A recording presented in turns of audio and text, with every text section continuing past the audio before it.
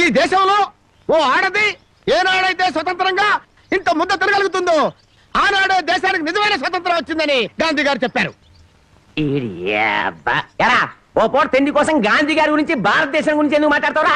అది కాదండి, ఒక భారతీయ పేగు ఆకలికి మాడిపోకూడదు కదా అని మాట్లాడాను సార్. చాలే ఊరుకోండ్రా. అందరికీ న్యాయం చెప్పే రాంబాబు నీకు అన్యాయం చేయడు. రామ్మ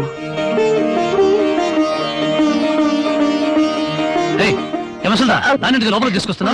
ఆ పిల్ల ఎక్కడికి పోద్దురా? ఏట్లో దుక్కు చస్తుంది, మనకెందుకు?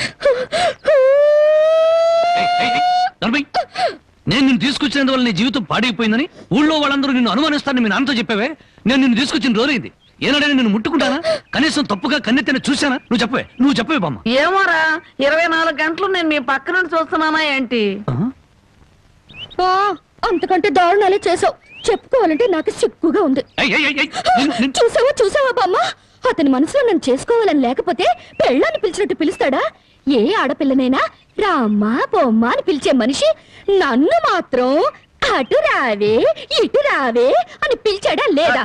దేనికి రమ్మన్నాడో తెలియదు గాని రావే పోవే అని మాత్రం అన్నాడు. నన్ను ఎత్తుకొచ్చిన రోజున నువ్వు పక్కనుండగానే ఆయన చేతనే నాకు అన్నం తినిపించాడా లేదా? తినిపించాడు. అది ఆకలితో ఎక్కడ మైకం వస్తుందోనని పసిబిడ్డకు తినిపించాను. అది తప్ప.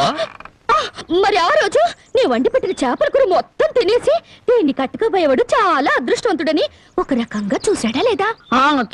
చూశాడు.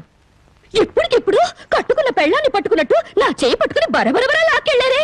ఎందుకు లాక్కెళ్ళినట్టు? ఇలా చేయాల్సిందంతా చేసేసి నేను నిన్ను తాకానా, నేను నిన్ను చూసానా అని అడుగుతున్నారు. ఇలా కన్ను పిల్ల మనసులో ఆశలు రేపేసి ఏమి ఎరగనట్టు మాట్లాడుతున్నారు. నాకు న్యాయం చెప్పేవాళ్ళు లేరా? అడిగేవాళ్ళు లేరా?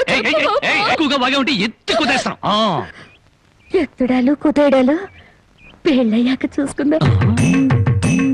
ముసల్దానా, గొడవ పెద్దదయ్యేలా ఉంది. ఇప్పుడు మనం ఏం మాట్లాడినా ప్రయోజనం లేదు. వెంటనే పెళ్లికి ఏర్పాట్లు చేసేయి.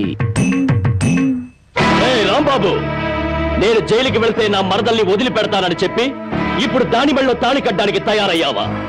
చూస్తారా, దాన్ని చేసుకుని వాడలా బాగుపడతాడో, అదెలా సుఖపడుతుందో నేను చూస్తాను. ఏమిటి దాని పెళ్లికి వెళ్తా ఉంటావా? అవునండి, ఎంత కాదనుకున్నా అది ఇంటి పెద్ద కూతురు. దాని పెళ్లికి వెళ్ళిపోతే ఊళ్ళో నలుగురు ఏమనుకుంటారు? ఎవరేమనుకున్నా నాకు అనవసరమే. పెద్ద కూతురు కదా అని కరిచేతుల్లో అడుగులు వేస్తూ పెంచాను. దాని కళ్ళలో నీళ్లు తిరిగిన కళ్ళలో